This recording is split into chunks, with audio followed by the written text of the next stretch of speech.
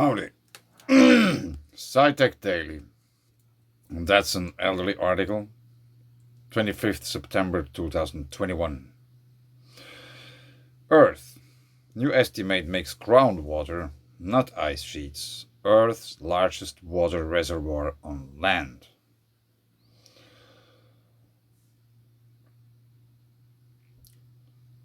Hot springs which can source deep groundwater are one of the places on the surface where there is evidence of rainwater circulating to depths of 2 kilometers and deeper. New research doubles volume of salty water 2 to 10 kilometers beneath the surface. That could store waste fluids, sequester carbon, and direct our search for extraterrestrial life. New research more than doubles the estimated volume of ancient, salty groundwater stored deep within Earth's crust. Maybe it's not ancient after all, since it's very salty. It's about the charge.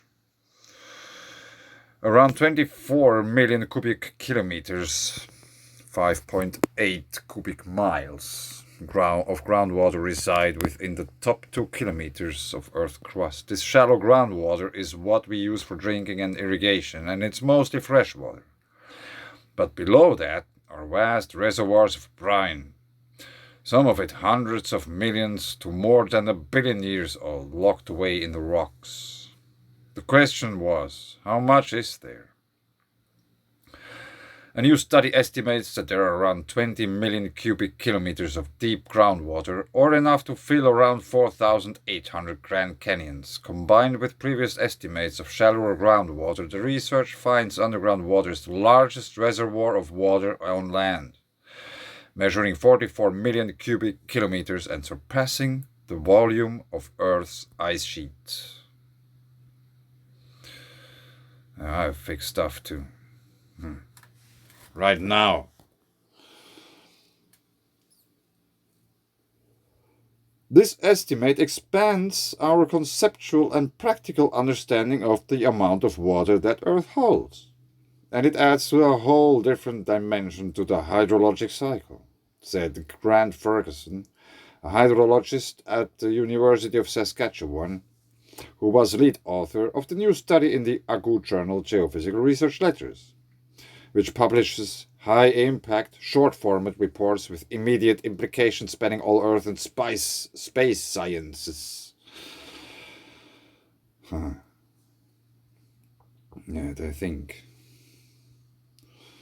While these deep groundwater cannot be used for drinking or irrigation, accurate estimates of deep groundwater volume and connectivity are necessary for safely planning other subsurface activities, such as hydrogen production, nuclear waste storage, and carbon sequestration.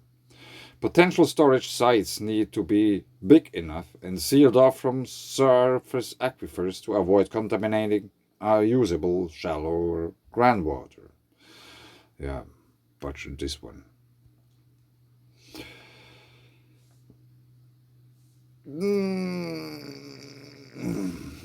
I won't show the picture because you can't really see it. Because these deep reservoirs can be disconnected from shallow aquifers. In some places, the brine has been trapped for geologic spans of time.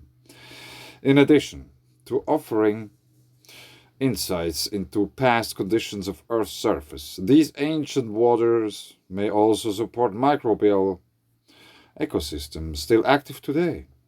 Such deep subsurface biological communities inform mission planning for exploring potential habitable zones elsewhere in the solar system. Deep, salty water. Scientists can estimate deep groundwater volume by calculating how much water different rock types which have different porosity amount of empty space can hold. Previous estimates of deep groundwater between 2 and 10 kilometers only focused on crystalline rocks with low porosity, like granite.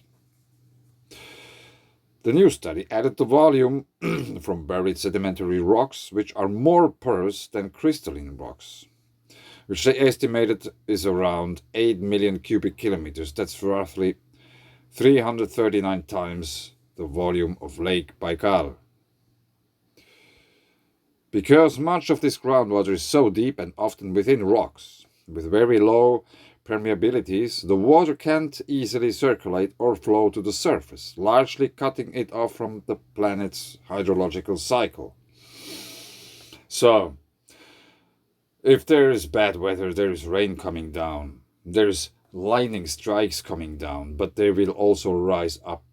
Positive lightning rises from the ground up, so if there's a low pressure system and very intense electromagnetic fields going on and big storms and stuff, it will attract the water from the ground, it will rise upwards. Also the rock, the water which is in the rocks, because it might really overpower gravity easily. Because much of this groundwater is so deep and often within rocks very low, we had this already. The salty water can be around 25% denser than seawater, which makes it very difficult to flush out the system. But areas with high elevation near low elevation can have pressure differences that let shallower water flow to greater depths, like the water pressure created by storing water in a water tower. Yeah, there are many water towers in Finland because there's no mountains. Surface waters likely to have circulated deeper than 2 kilometers have only been documented in a few places in North America. Within the deepest circulation near the Rocky Mountains and the northwestern Wyoming and southern Alberta. Yellowstone? While vast, this deep groundwater will not solve the world's water shortages. It is not feasible to rely on desalinating this brine and using it as a source of water for drinking or irrigation, according to the study's authors. We still have this precious and finite volume of groundwater on planet Earth that we need to protect, says hydrologist Scott Yasheko at the University of California, Santa Barbara, who was not involved in the study. Life finds a way. Deep groundwater is important for storing waste fluids from oil and gas production and for carbon sequestration. Waste fluids from oil and gas. By better quantifying how large these deep reservoirs are, as well as how disconnected from shallower groundwater they are, scientists can determine which are the safest to use for long-term subsurface storage. The new findings could also aid the research for extraterrestrial life by letting scientists study environments similar to where microbial communities could exist on other planets. Microbial life can survive in a variety of complex environments, from extremely acidic conditions to high temperatures, and deep in the Earth's crust is no exception. Microbes have been discovered as deep as 3.6 kilometers, 2.2 miles, in the continental crust. To Jennifer Biddle, a microbiologist at the University of Delaware who was not involved in the study, doubling the estimates of deep groundwater means doubling the potential size of the enigmatic deep microbial biosphere too. If you have liquid water, there is a good chance that there are microbes there, Biddle said. Subsurface organisms essentially survive on water and rocks instead of water and sunlight. In these microbial systems, they are able to live off chemicals. As long as there are chemicals around that they can put together in a way that produces energy, microbes are able to use that for life. All chemical reactions are electromagnetic in nature.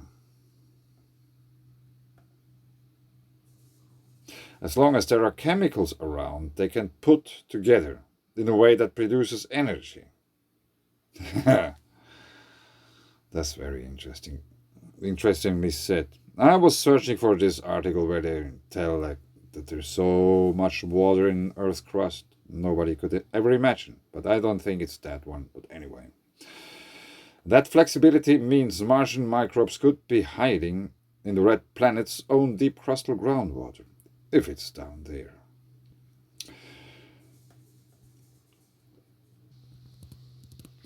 If there is deep groundwater on Mars, it's completely feasible that if Mars was inhabited in the past, that deep groundwater could potentially have remnant microbes, not unlike the ancient water on Earth. Biddle said, so deep groundwater habitats could be great analogues for other planetary bodies like Mars or Enceladus, a moon of Saturn, that definitely has deep water. Yeah, I wanted to show you this article, but it wasn't for free. Do we get anywhere by clicking this DOI link? Aku? Open access. Yes. Yes. Crustal groundwater volumes greater than previously thought.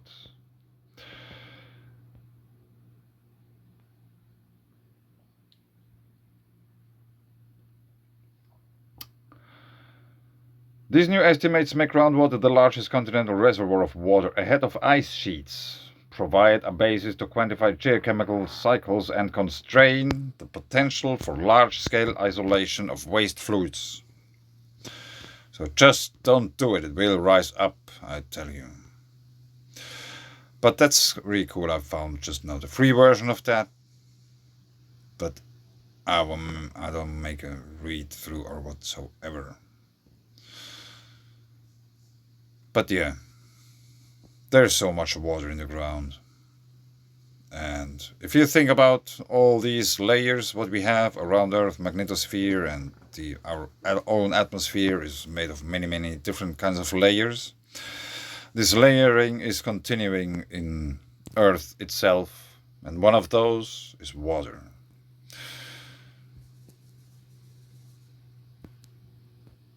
This is the Birkeland current, which goes through Earth with its layers. Let me use another color. If this is changing, if there's more energy coming in, those layers will either expand or shrink.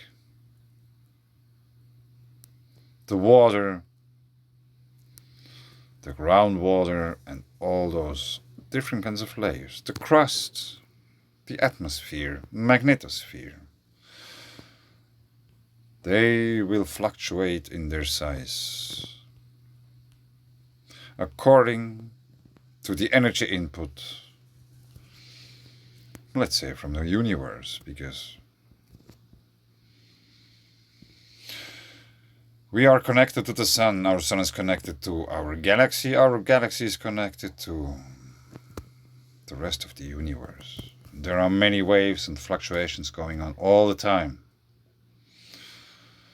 So if there is a mountain and there is water beneath and there is a fluctuation, there might be coming water out, or even gas and ash and magma, what have you. And if the fluctuation is changing, it might also be that it is retreating. There is drought in Europe, yeah, it's very hot and stuff. Water is retreating. It might come back from underneath as well, not only from above. The waters from earth and heavens, they make a connection. Waters come down, the waters go up. This is how a capacitor in space works. If you are on low mood, probably your aura is much smaller than it's usually. If you are in good mood, you have a good vibe, your aura might be bigger and much stronger. The exact same principle applies to planet Earth.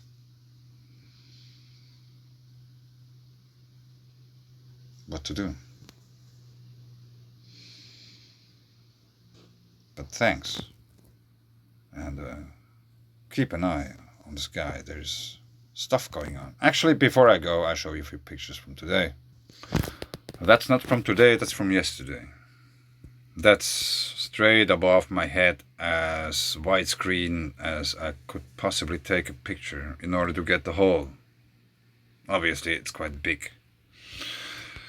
But it's very, very, very, very interesting.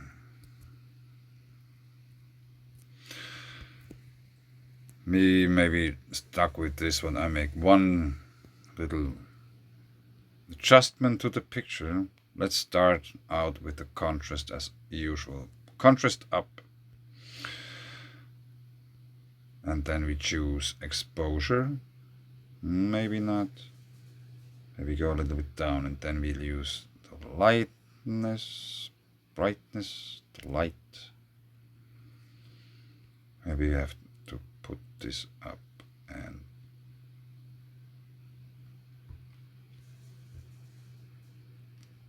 yeah, something like that.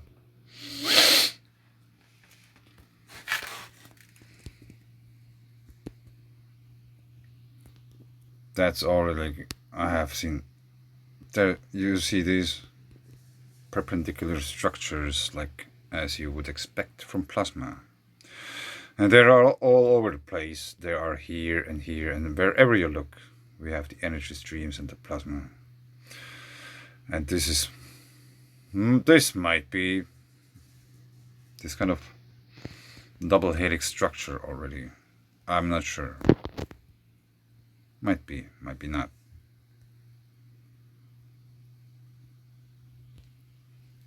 Yeah, this looks really surreal. And you have no idea how it looked above the head.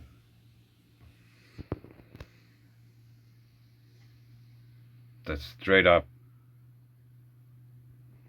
very interesting.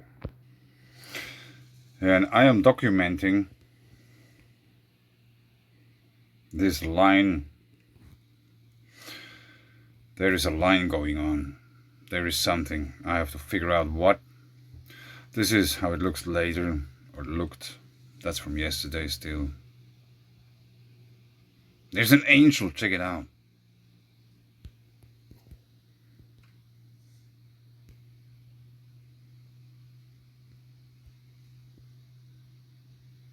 I haven't done anything to that picture yet. There might be some increased version of that. But look at that. You can see the connection between. They're all connected.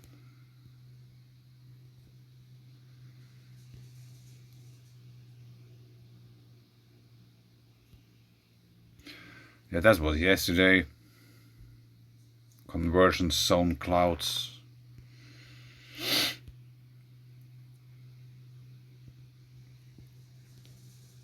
That's the same picture enhanced. All those filaments and stuff. It's very interesting. La. Yeah.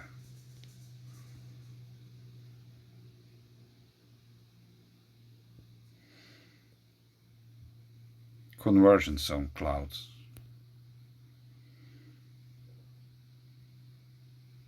Thanks.